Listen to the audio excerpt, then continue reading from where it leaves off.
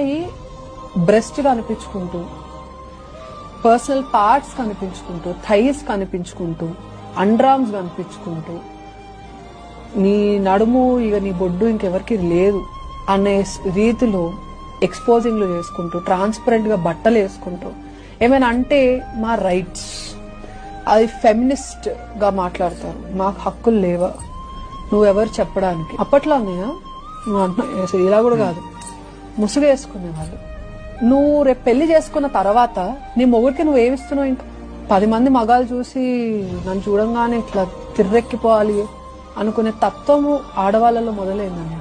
10 మందిలో ఒక మోటివేషన్ ఇస్తూ, అబ్బాయిలు కూడా తప్పలేదన్నయ్య, నేను రాసిస్తా నా అకౌంట్ లో, నా హ్యాండిల్ ఓపెన్ చేసి ఇన్స్టాగ్రామ్ 80,000 ఫాలోవర్లు ఉన్నారు. 75,000 ఫాలోవర్లు అబ్బాయిలే ఉంటారు నాకు తెలిసి. Because I know women doesn't support women, men do. I respect